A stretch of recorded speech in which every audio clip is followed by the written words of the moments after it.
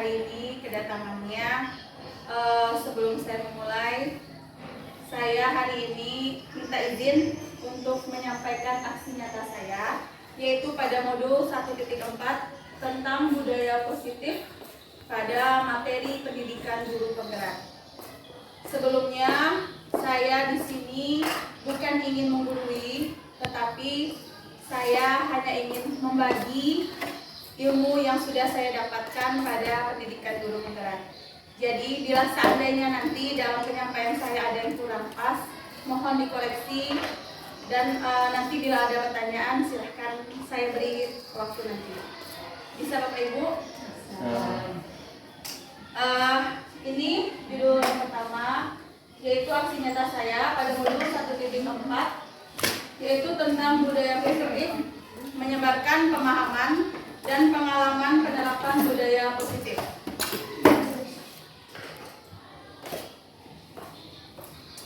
Ini adalah konsep utama dari modul budaya positif yang sudah saya pelajari pada pendidikan guru penggerak. Yang pertama adalah perubahan paradigma belajar. Yang kedua yaitu disiplin positif. Yang ketiga adalah kebutuhan dasar manusia. Yang keempat adalah motivasi perilaku manusia. Yang kelima, posisi kontrol restitusi. Yang keenam, keyakinan kelas. Dan terakhir adalah segitiga restitusi. Untuk materi ini adalah hal yang akan nanti saya sampaikan untuk hari ini.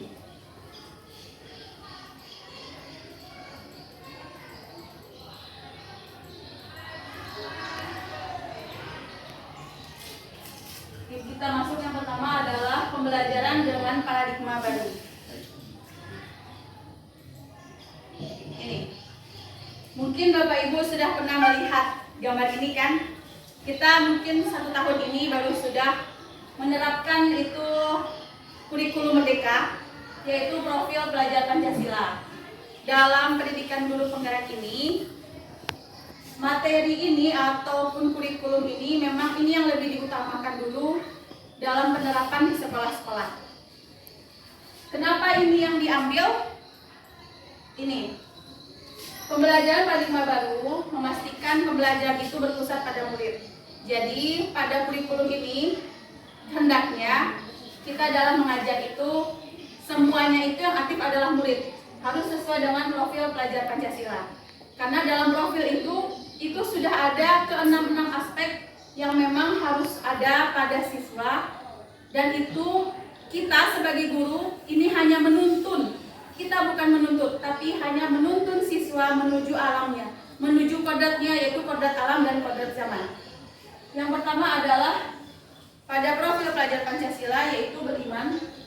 Yang kedua, mandiri. Ketiga, bergotong royong.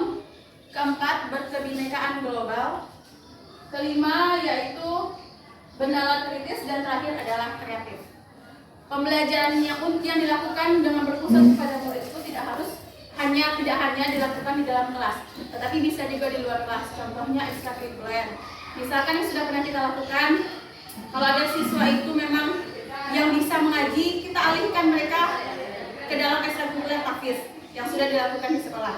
Atau misalkan pengembangan diri seperti pramuka, itu adalah salah satu dari cara pembelajaran paradigma baru pada kurikulum merdeka ini. Ini adalah contoh dari pembelajaran paradigma baru. Jadi di sini Bapak Ibu, saya pun kita hendaknya itu mengajar siswa diharapkan seperti ini. Yang pertama itu adalah, karena tadi kan ada 6. Yang pertama adalah beriman. Jadi kalau bisa setiap kita masuk ke kelas itu diawali dengan berdoa dulu. Terus yang kedua, kita di sini kalau selama ini saya sendiri juga, selama ini saya selalu melakukan pembelajaran itu mungkin dengan ceramah. Kita yang berpusat, ya kan? Kita yang mengajar. Tetapi kalau seandainya ini terus-menerus kita lakukan, yang capek itu kita sendiri sebagai guru. Tapi anak itu kadang belum tentu dia bisa menerima apa yang sudah kita berikan tadi. Jadi pada ini, yang pertama tadi kan adalah beriman, yang kedua bernalar kritis. Kalau dilihat di gambar ini, di situ siswa yang aktif. kita hanya memberikan panduan saja, kita hanya memfasilitasi saja. Contohnya kalau saya waktu itu saya berikan seperti ini. Karena PPKN saya tidak ada yang diterapkan. Saya penerapan kami IPS dengan PPKN itu kami hanya secara teks. Kami di situ hanya bercerita. Jadi cara yang selalu saya lakukan adalah supaya mereka paham. Misalkan dalam sidang BPUPKI, kalau kita bercerita, mungkin anak itu hanya membayang-bayangkan, kadang bayangan satu siswa dengan siswa lain itu berbeda. Jadi yang saya lakukan adalah membuat konsep bermain peran. Jadi di situ kelihatan dengan mereka bagaimana suasana sidang, bagaimana tokoh-tokoh itu melakukan sidang, bagaimana suasananya, di situ terlihat. Jadi ada real, mereka pahamnya dengan itu. Kita tidak perlu memberikan konsep ataupun pengertian secara teks, tapi kita berikan saja konsep itu dengan pemahaman mereka sendiri. Kalau di sini adalah gambar siswa, karena tadi di situ berkelompok, ini masuk dengan dalam program Kancar Pancasila yaitu bergotong royong. Jadi dalam kelas itu saat sebisa mungkin anak-anak itu dibuat pembelajarannya secara berkelompok, karena di situ adalah cara mereka untuk menampilkan sikap mereka saling membantu dengan teman yang lain. Yang kedua, kalau dilihat di sini bernalar kritis pada gambar pertama, karena di situ mereka membuat sendiri. Mereka membuat sendiri media yang mereka bisa, bagaimana mereka bisa memahami materi yang sudah guru berikan tadi. Kreatif di sini kreatif juga, karena mereka nanti saling membantu dengan media yang bagaimana yang bisa mereka pahami dan bisa mereka berikan kepada teman-teman yang lain.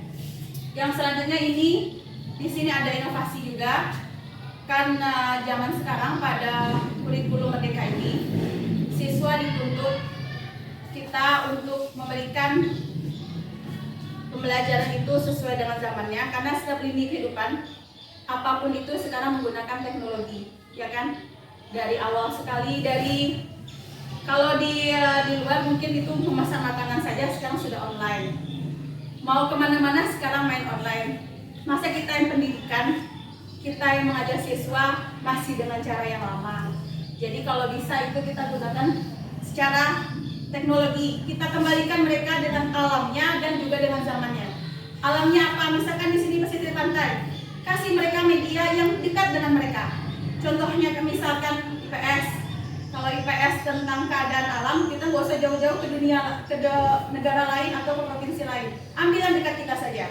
Bawa mereka misalkan ke pantai. Ini alam kalian. Seperti ini keadaan lingkungan kita. Coba ini kita sambungkan ini dengan materi yang ada sama kita.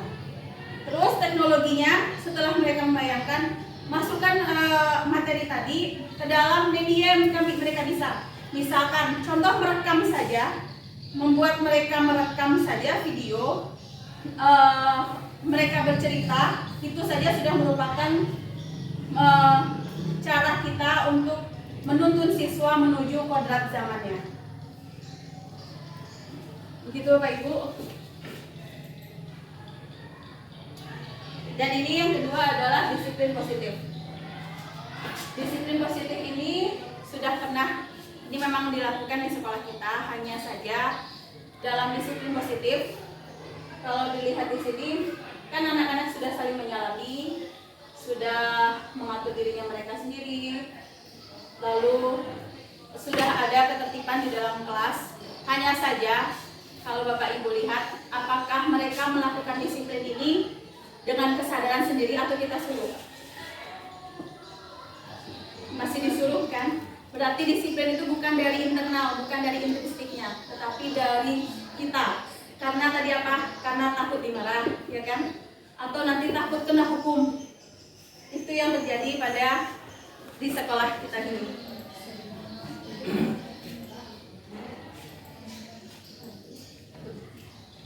Ini, Bapak Ibu, sebelumnya saya mau tanya, apakah Bapak Ibu tahu apa itu disiplin? Menurut Bapak Ibu disiplin itu apa? hukuman, ya kan? Saya sajalah selama ini saya melakukan disiplin itu menurut saya adalah siswa harus mengikuti apa yang saya mau, yang menurut saya itu benar, ya kan Bapak Ibu? Bila mereka tidak melakukan yang kita lakukan, yang kita kehendaki, maka saya merasa saya bisa memberi mereka hukuman karena saya anggap itu adalah pendisiplinan. Mungkin itu yang saya terasa, mungkin ada Bapak Ibu pun yang sama melakukan dengan saya.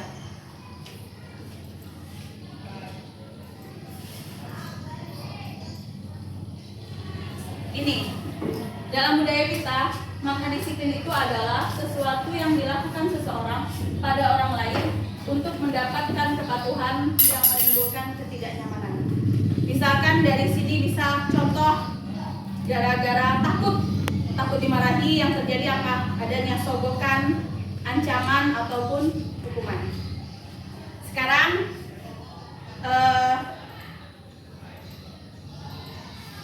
saya minta Bapak Ibu silahkan lihat ini. Coba Bapak Ibu bayangkan, tugas Bapak Ibu adalah bayangkan Bapak Ibu mengepal salah satu tangan. Lalu bayangkan pada saat itu Bapak Ibu yang Ibu pegang itu, yang Bapak Ibu kepal itu adalah sesuatu yang sangat berharga. Bapak Ibu harus menjaga sekuat tenaga Bapak Ibu. Bagaimana pentingnya benda itu bagi kehidupan Bapak Ibu. Lalu tugas kedua rekan teman sebelah, yaitu adalah teman sebelah itu mencoba untuk melakukan segala cara untuk membuka kepalan tangan Bapak Ibu. Inti di sini adalah yang Bapak Ibu kepal adalah sesuatu yang paling berharga di dalam hidup.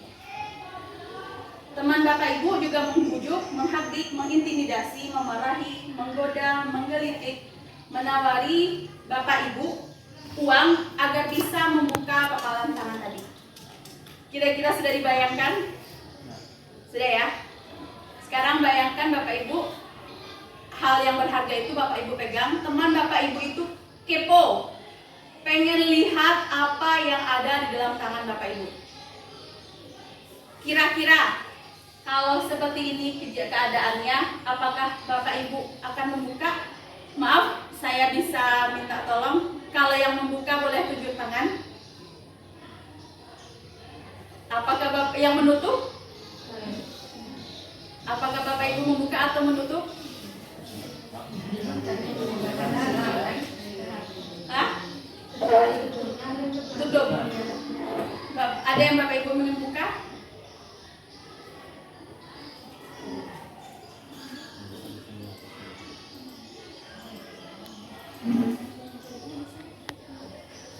Kalau ada yang tidak ada yang membuka berarti ya? Di sini menutup semua. Ada? Siapa yang membuka? Apa Pak? Boleh Pak Adi alasannya? Oh, begitu hebat sayang dari itu. Ulang. Jadi yang berharga tadi boleh ditukar dengan rayuan Ibu Ulfa tadi ya Pak Adi ya. Oke, terima kasih. Bagi yang menutup, boleh salah seorang Bu, saya minta tolong untuk menyampaikan alasannya apa?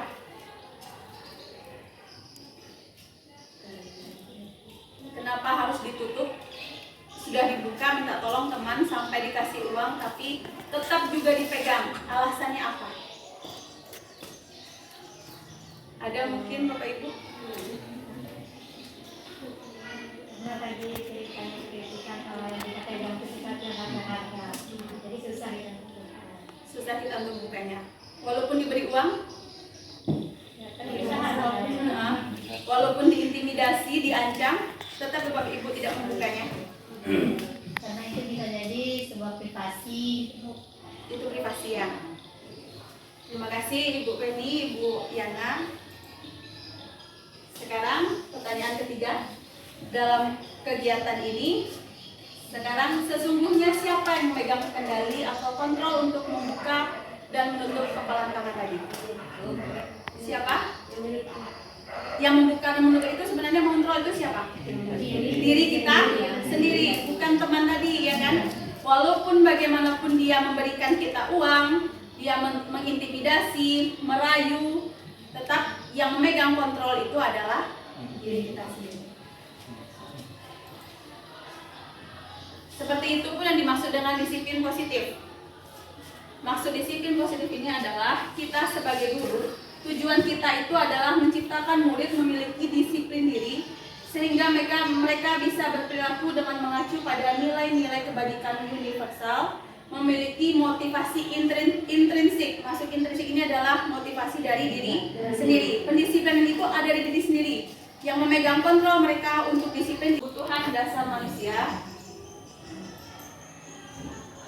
Di sini Bapak Ibu, dalam mendisiplinkan murid itu dengan berbagai kelakuan murid yang kita lihat setiap hari dalam kelas di lingkungan sekolah, sebenarnya cara untuk memberi hukuman itu juga saya itu sebenarnya kena diri saya sendiri ya. Cara memberi hukuman itu sebenarnya adalah salah, karena siswa kita pun sebagai guru pasti pernah melakukan kesalahan, ya kan, setiap hari.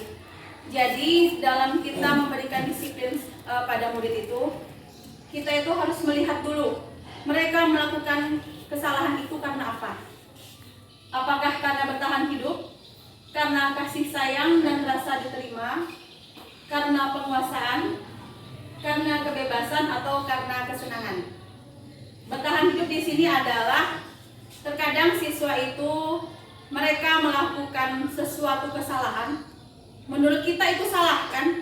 Misalkan kenapa dia meninju temannya, kenapa dia membuat kekerasan kepada temannya. Mungkin ada salah satu kebutuhan dasar dia yang ingin dia sampaikan kepada kita. Jadi di sini kita tidak harus langsung marah, tapi lihat dulu kebutuhan dasar yang dia minta itu apa. Kalau kasih sayang itu adalah, kalau dilihat mungkin kebanyakan perempuan, misalkan nangis datang ke sekolah, ibu saya diganggu, nangis. Kadang kalau kita lihat kan, kalian ini kenapa terlalu itu kan, mungkin di situ adalah salah satu kebutuhan dasarnya yang ingin dia sampaikan. Di situ adalah kesenangannya atau kasih sayang, dia pengen disayang. Mungkin itu cara dia untuk memenuhi kebutuhan dasarnya supaya kita bisa paham dan kita bisa, oh seperti ini keadaan anak itu. Ini dari 5 tadi, coba Bapak Ibu lihat ke depan. Ini adalah contoh kasus dari 5 kebutuhan dasar tadi. Kira-kira ini kebutuhan dasar yang mana yang ingin diperlihatkan oleh murid tersebut? Bimo, seorang anak PKB, selalu berlari keluar kelas menuju jalan raya di depan sekolahnya yang ramai dengan kendaraan. Tingkahnya membuat guru, Bu Ani, bingung dan seringkali mengejarnya. Ada beberapa kemungkinan jawaban yang diberikan oleh Bimo. Aku senang main kejar-kejaran dengan ibu guru. Seru. Seandainya kita lihat seperti ini, pasti kita marah ya kan? Jadi seperti dipermainkan. Dari 5 kebutuhan dasar tadi, kira-kira kebutuhan dasar mana yang diperlihatkan oleh murid ini? Yang kedua dan kelima, kasih sayang dan rasa itu dengan kesenangan. Ada bertahan hidup, kasih sayang dan rasa diterima, penguasaan, kebebasan, kesenangan. 2 dari 5. Nih ya, nih. Kira-kira ini kebutuhan dasar mana Bapak Ibu? Kebutuhan dasar 2 dan 5. Kenapa 2 dan 5? Kebebasan masuk juga. Benar. Sudah itu tidak mau dikekang, Tidak mau dikekang. Cuman tinggal lagi parenting itu mengatakan kepada dia jangan ke jalan raya, jangan ke jalan raya. Berarti ini jawabannya adalah kebebasan ya? Iya Bapak Ibu. Kebebasan dengan apa? Dengan kesenangan, ya kan? Karena apa? Dia itu pengen mencari senang dengan gurunya. Berarti sebenarnya dia itu menyukai gurunya, tapi caranya yang salah. Jadi kita di sini tidak harus memarahi anak. kalian mempermainkan ibu, tapi lihat dulu, oh dia mencari kebutuhan dasarnya di situ. Jadi kebutuhan dasarnya adalah memberi kesenangan. Dia meminta kesenangan kepada gurunya. Sini ya Bapak Ibu ya. Ini yang kedua. Dinda, seorang anak kelas 3 SD, begitu tiba di rumah sebelum dari sekolah menangis dan mengadu pada ibunya bahwa dia benci pada Ibu Rani, gurunya. Ibu guru bilang, aku tidak boleh bersenandung sewaktu mengajarkan tugas. Katanya kelas harus tenang, tidak ada suara. Kan nggak seru jadinya. Mungkin gini sering ya, contoh sikap ini kita lihat kan. Kalau seperti ini kira-kira kebutuhan dasar mana? Kasih sayang dan rasa diterima. Kasih sayang dan rasa diterima. Kebebasan. Kebebasan mungkin ya, kebebasan. Karena dia merasa tidak bebas di situ. Karena baru masuk gurunya langsung diam. Kalau iya terlalu ditekan. Mungkin siswa ini sebenarnya dia itu lebih kuat kepada estetik. Mungkin dia suka yang menari atau seni. Tapi pada ibu ini mungkin mengajar pada matematika. Jadi dia di situ yang terlihat kebutuhan dasarnya tidak adalah kebebasan.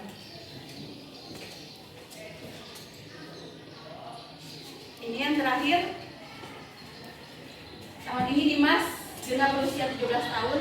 Ia senang sekali ketika ayahnya mulai mengajarkan cara menyetir mobil. Setiap akhir pekan dia belajar menyetir. Ia terlihat senang sekali berlatih sampai akhirnya ia bisa menyetir mobil dengan baik dan lancar. Ketika ibunya bertanya pada Dimas, apa yang membuat dia ingin menyetir mobil? Menyetir mobil itu seru. Kalau di sini adalah kesenangan, ya, karena dia merasa senang. Jadi pada kebutuhan dasar ini, dalam mendisiplinkan siswa itu kita harus tahu dulu kebutuhan dasar yang mana yang ingin dilihatkan oleh murid dalam kasus ini ya. Ini selanjutnya adalah motivasi perilaku manusia.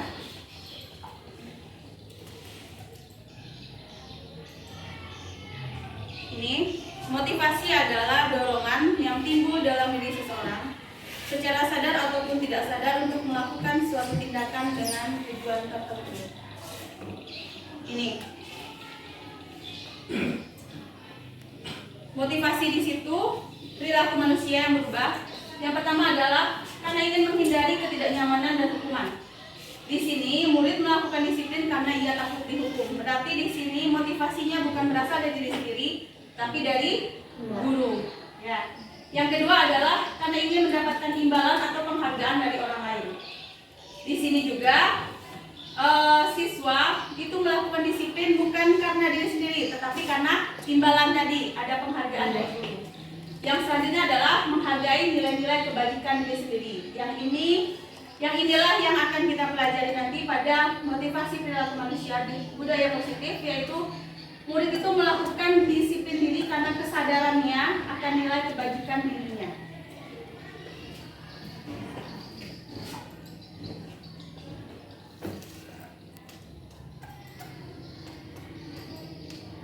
Ini adalah konsep disiplin dengan identitas gagal.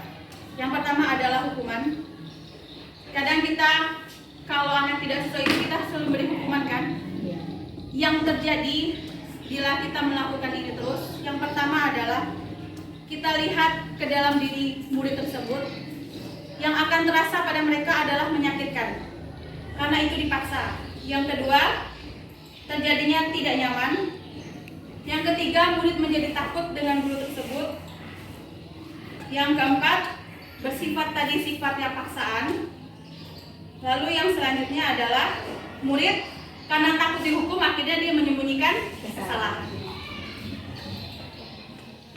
Dan ini terakhir adalah akibatnya murid menjadi rendah diri. Karena dia merasa ibu itu mau ketemu dengan saya tapi saya terus yang salah. Saya yang dihukum, saya yang dihukum. Dia merasa seperti dia itu tidak memiliki kebaikan pada guru tersebut. Selanjutnya, ini penghargaan. Mungkin ada di dalam kita, saya sendiri, karena ingin anak itu berubah, kadang saya memberikan seperti ini. Siapa yang bisa Duduk hari ini rapi, nanti ibu berikan pena. Awal pertama pasti anak itu mau kan? Bila selanjutnya, seandainya selanjutnya kita lakukan seperti itu, dia pasti mau juga, tapi apakah dengan guru lain dia akan melakukan seperti itu? Tidak, ya kan? Karena dia mengharapkan imbalan tadi. Sehingga identitas gagal pertama yang terlihat pada murid itu tidak efektif. Yang kedua, merusak hubungan. Ada bersifat iri dari teman yang lain. Ibu sama si A terus ibu beri, saya tidak. Keluarlah rasa iri itu, iya anak kesayangan. Selalu bilang seperti itu pada teman yang lainnya. Selanjutnya adalah mematikan kreativitas. Kenapa di sini mematikan kreativitas? Kadang karena dia ingin dapat imbalan tadi. Misalkan kalian buat video, siapa yang bisa buat video bagus, nanti ibu berikan kalian nilai 100 contohnya. Video itu awalnya bagus. Yang kedua, karena kita tadi nilai 100, besoknya minta video, seperti itu lagi yang dia buat. Dia tidak ingin lagi membuat konsep yang lain karena dia merasa video tadi saja sudah nilainya tinggi. Untuk apa buat yang lain? Jadi itu mematikan kreativitas. Selanjutnya adalah memberi hukuman dengan sistem ranking. Ini yang terjadi pada penghargaan. Selanjutnya, merampas hak menghargai dirinya. Bagi yang dapat bisa, tapi bagi yang tidak, itu dia merasa dia gagal terus. Saya gagal, saya tidak pernah dapat, berarti saya adalah anak yang gagal. Itu yang menyebabkan identitas gagal. Dan ini yang akan kita pelajari, yang kita ingin terapkan di sekolah, yaitu konsep diri dengan identitas sukses. Yang pertama ada konsekuensi. Konsekuensi ini adalah penguatan secara jangka pendek. Yang kedua adalah dari konsekuensi ini kita nanti akan memonitoring kelanjutan dari kesalahan yang dia buat dengan konsekuensi yang kita berikan. Selanjutnya dari konsekuensi ini ada muncul stimulus dan respon dari murid tersebut. Bila mereka melakukan kesalahan ini, mereka sudah paham konsekuensinya apa. Selanjutnya, murid jadi menghormati peraturan. Dan yang selanjutnya adalah kehilangan waktu untuk merenungi kesalahannya. Dan ini restitusi. Restitusi di sini adalah murid menjadi lebih bertanggung jawab akan perilakunya. Lalu dia akan fokus pada pemecahan masalah jangka panjang. Selanjutnya, murid menghormati dirinya dan orang lain. Dan teori kontrol murid memegang kontrol itu atas dirinya sendiri. Dan terakhir adalah murid lebih bersemangat untuk memperbaiki kesalahan.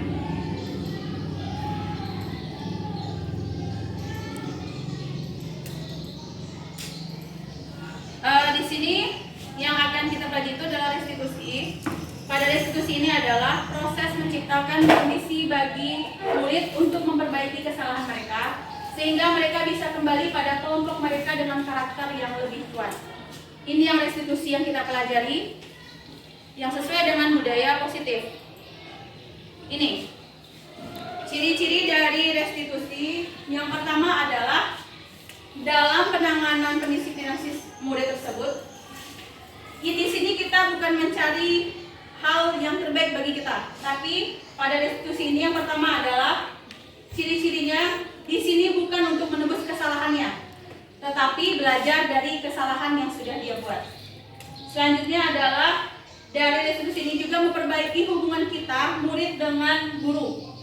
Yang selanjutnya adalah di situ dalam restitusi itu bersifat tawaran, bukan paksaan. Yang keempat adalah momentum untuk melihat ke dalam diri, introspeksi bagi siswa yang sudah bermasalah tadi. Yang kelima, kita bisa mencari kebutuhan dasar mengapa dia melakukan tindakan tersebut. Dan yang keenam adalah fokus pada karakter murid, bukan kedudukan, serta menguatkan dan fokus pada solusi.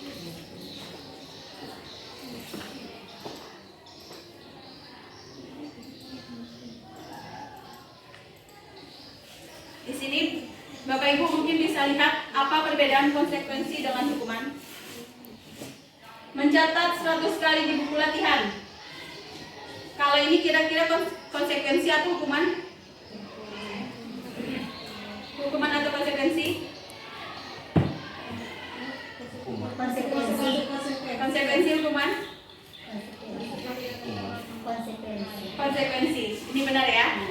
sini adalah konsekuensi.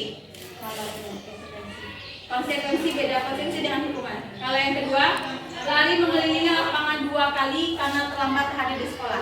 Ini baru hukuman. Kalau konsekuensi lagi, dia kehilangan 10 menit jam istirahat mengerjakan tugas karena terlambat datang dan tertinggal pelajaran selama 10 menit. Itu adalah konsekuensi. Selanjutnya, murid harus mengganti kertas tugas teman yang sudah dicoret-coret. Itu juga konsekuensi. Yang selanjutnya adalah berdiri di depan kelas sambil mengangkat kaki satu karena tidak bisa menjawab pertanyaan. Di sini adalah hukuman. Jadi Bapak Ibu bisa membedakan apa itu konsekuensi dengan hukuman kan? Nah, Kalau hukuman sifatnya lebih memaksa, kalau konsekuensi dia sudah tahu apa hal yang harus dia lakukan, dia harus bertanggung jawab dengan tindakannya.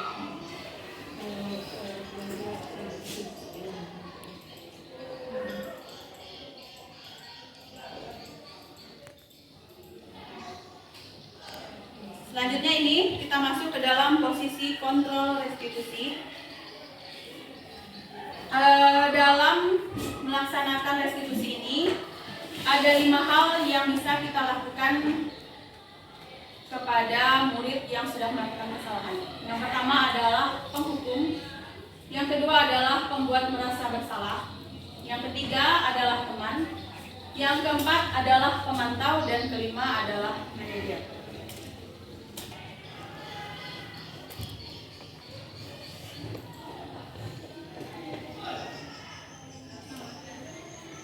Contoh dari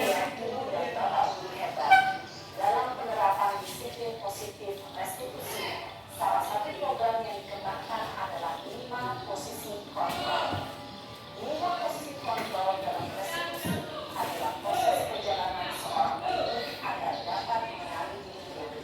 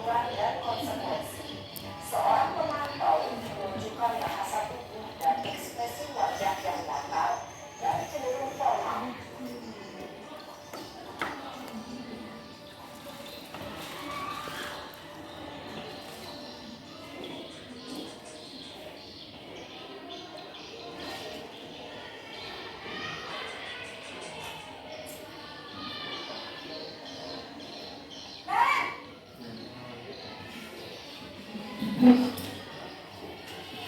pagi, Bu. Selamat pagi, Naren. Maaf, Bu. Saya terlambat.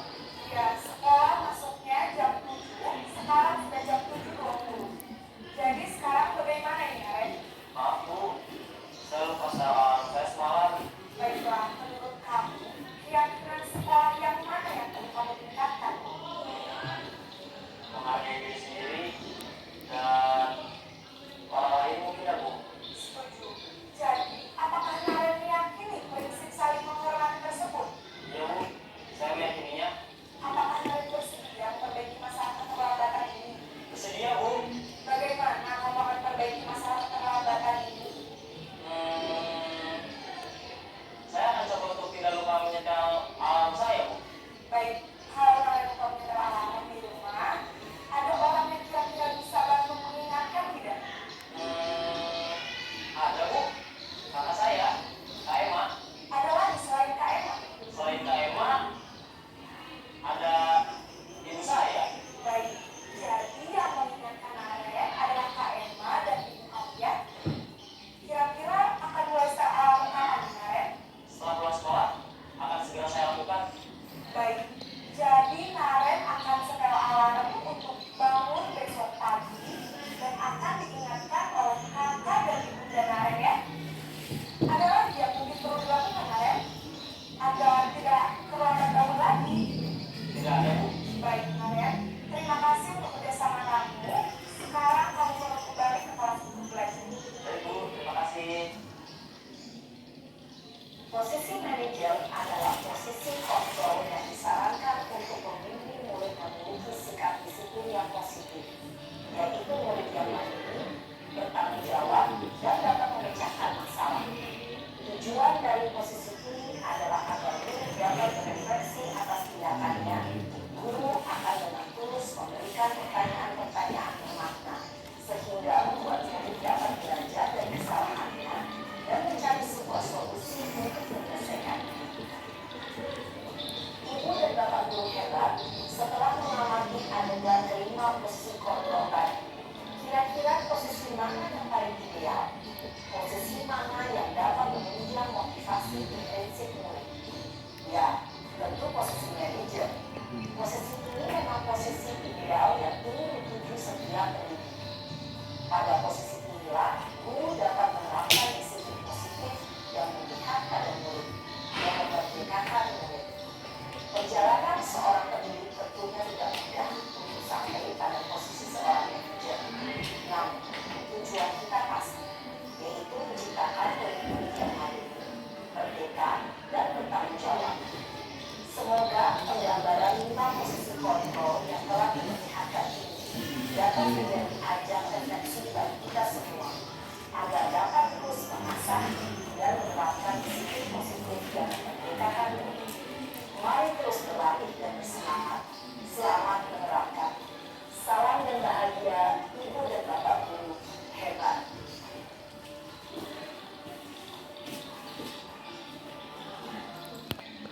Itu tadi Bapak Ibu, dalam melakukan restitusi tadi diharapkan di kelas, karena kita adalah SMP, itu kita membuat kesepakatan kelas di awal. Kesepakatan kelas ini adalah salah satu contoh kesepakatan kelas yang dilakukan di sekolah lain.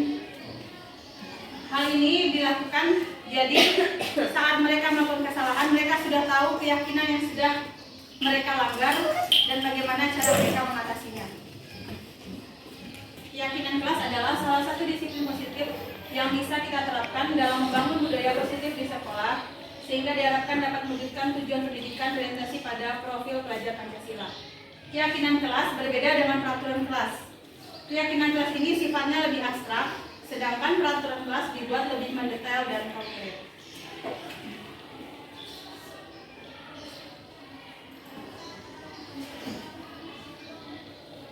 Selanjutnya kita masuk pada yang terakhir adalah kita masuk pada segi 3 restitusi.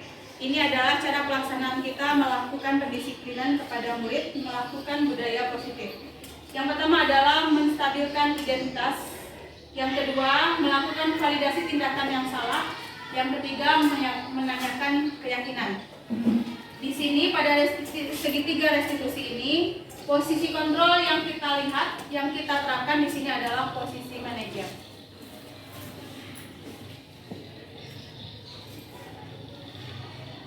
Ini prinsip utama dari segitiga restitusi ini. Yang pertama adalah pada teori kontrol, kita semua akan melakukan hal yang terbaik yang bisa kita lakukan. Yang kedua, pada validasi tindakan yang salah, di sini kita paham, kita harus memahami dulu bahwa perilaku yang dilakukan oleh murid tersebut pasti punya alasan. Mereka ingin memenuhi kebutuhan dasarnya. Yang selanjutnya adalah menanyakan keyakinan. Di sini tadi keyakinan yang sudah kita buat di kelas, kita kembalikan lagi kepada murid tadi yang melakukan pelanggaran, sehingga diharapkan di sini murid bisa memiliki motivasi dari diri sendiri, motivasi internal untuk memperbaiki dirinya sendiri.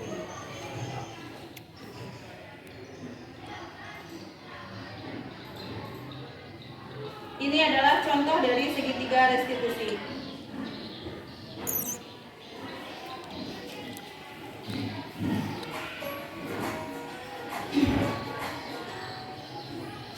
Salam dan bahagia Bapak Guru hebat.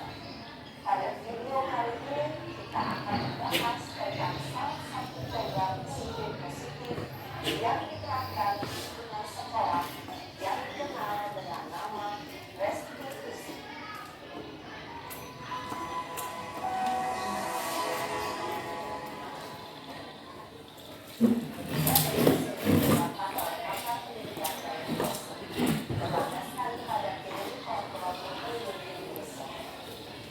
Segitiga restitusi adalah suatu proses belajar yang dijalankan oleh guru atau orang tua agar dapat menghasilkan murid yang mandiri dan bertanggung jawab.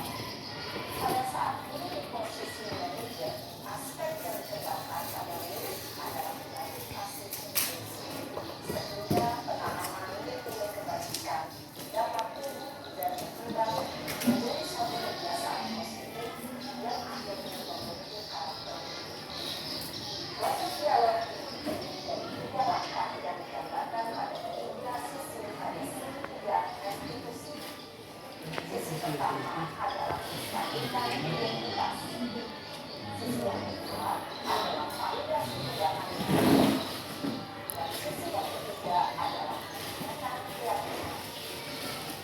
Ibu dan Bapak Ibu, berikut ini akan menunjukkan bagaimana seorang guru menggunakan penerapan segitiga restitusi.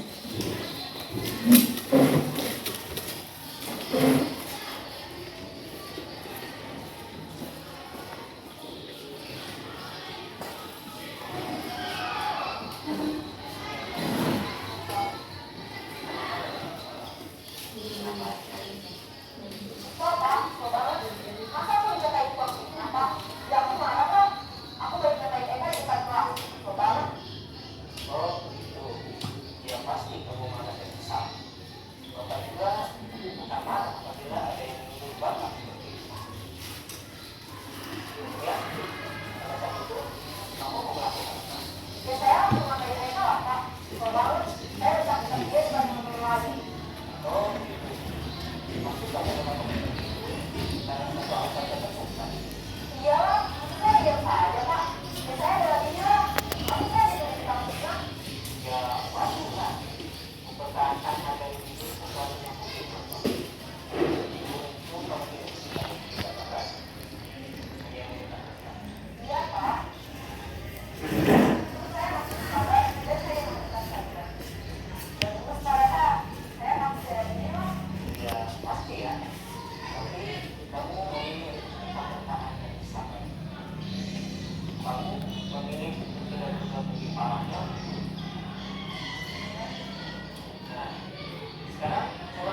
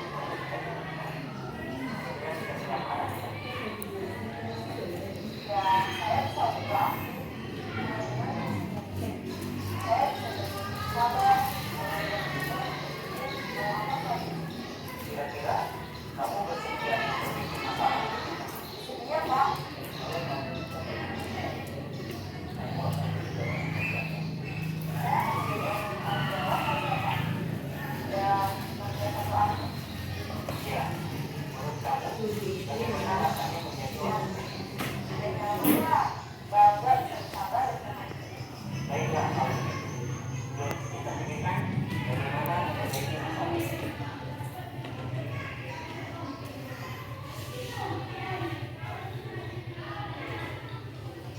Ibu dan bapak guru hebat. Baru saja kita menyaksikan contoh bagaimana seorang guru berada di posisi manajer melihat anaknya dapat segera prestasi. Mari kita bahas satu persatu. Pada sesi pertama, menstabilkan identitas berdasarkan pada prinsip bahwa membuat kesalahan adalah bagian dari proses pembelajaran. Sesi pertama, prinsip tidak ingin mengurangi konsep identitas buruk, identitas gagal, ke identitas sukses. Murid yang sedang menggunakan diri yang tidak pantas atau benar-benar saat itu sedang mengalami identitas gagal. Bila kita memiliki maka posisinya tidak akan berubah. Kita bisa mengajukan pernyataan ini. 1. Membuat kesalahan sesuatu yang wajar. 2. Manusia tidak sempurna. 3. Kita bisa memperbaiki masalah ini. 4. Saya tidak menanyakan kesalahannya. Saya lebih fokus bagaimana memperbaiki masalah ini. 5. Apakah saat ini kamu telah menjadi orang yang baik untuk diri sendiri? Pada sesi kedua, validasi tindakan yang salah. Berlandaskan pada prinsip bahwa setiap perilaku upaya memiliki suatu kebutuhan tertentu. Guru yang telah memahami nilai kontrol akan bergeser dari pemikiran stimulus respon menjadi proaktif dan mencoba untuk mengenali tujuan dari perilaku ini, mengenali dan mengakhiri kebutuhan itu atau memperbaiki hubungan dengan diri sendiri. Pernyataan atau pertanyaan bisa disampaikan dengan nada suara tidak mengakhiri atau menunjukkan, sehingga dapat mengembalikan diri pada posisi positif.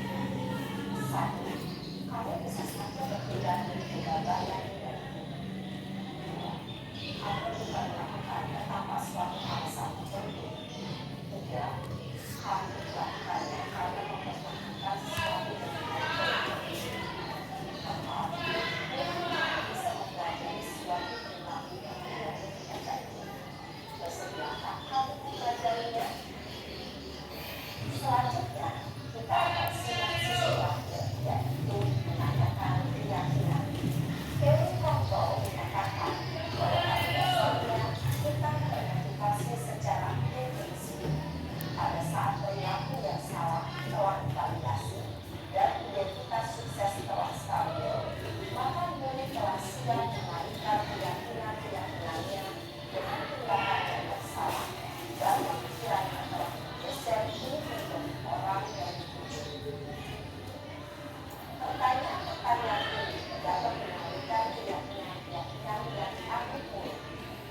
1. Sebagai keluarga atau kelas, apa yang kita yakini? 2. Nilai-nilai apa yang telah kita sepakati? 3. Seperti apa gambaran sebuah kelas yang ideal? 4.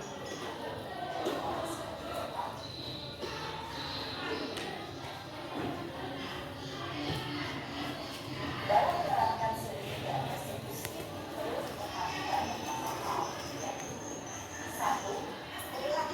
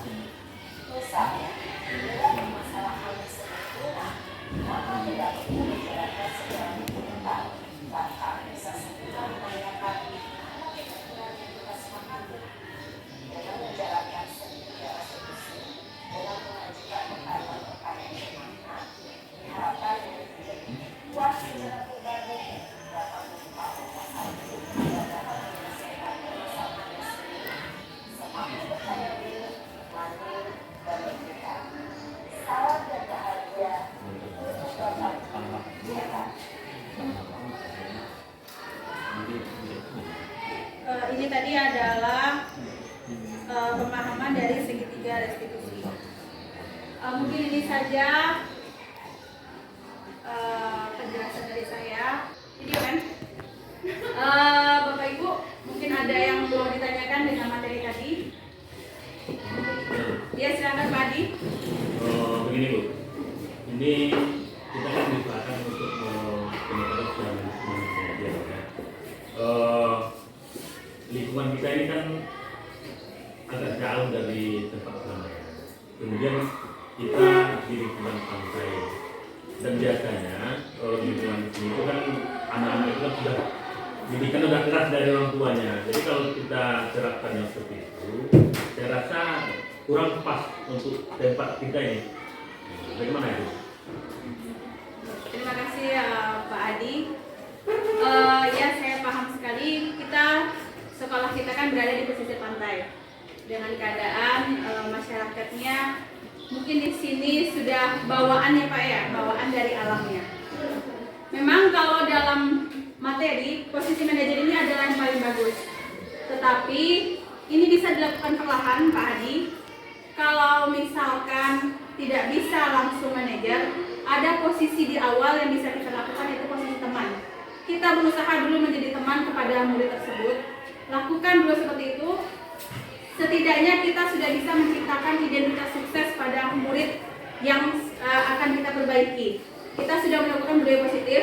Dari teman tadi bisa kita lakukan menjadi pemantau.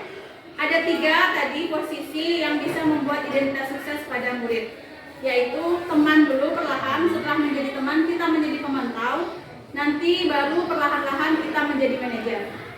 Mungkin gitu Pak Adi? Iya. Oke. Mungkin ada lagi Bapak Ibu? Tidak? Kalau tidak ada, saya akhiri. Terima kasih Bapak Ibu untuk perhatiannya. Saya cukupkan di sini. Minta maaf dengan semua kesalahan. Assalamualaikum warahmatullahi wabarakatuh. Waalaikumsalam warahmatullahi wabarakatuh.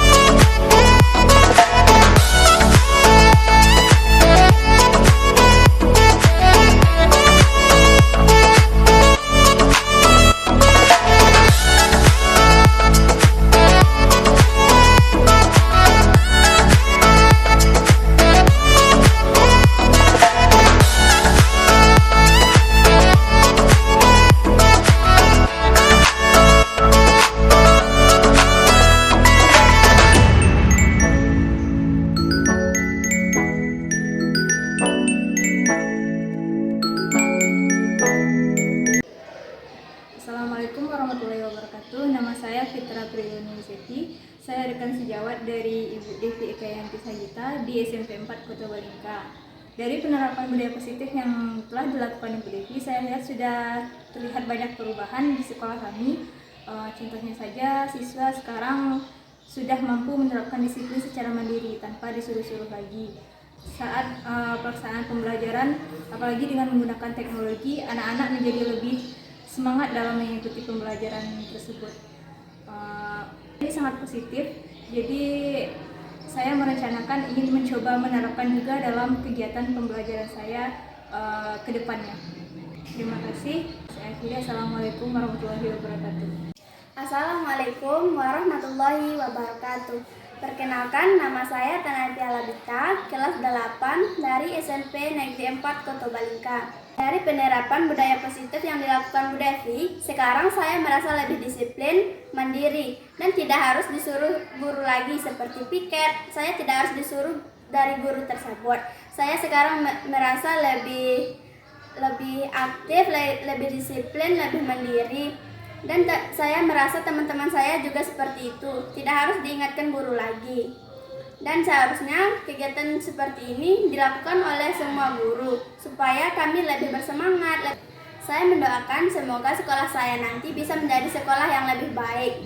Itu saja yang bisa saya sampaikan. Wassalamualaikum warahmatullahi wabarakatuh.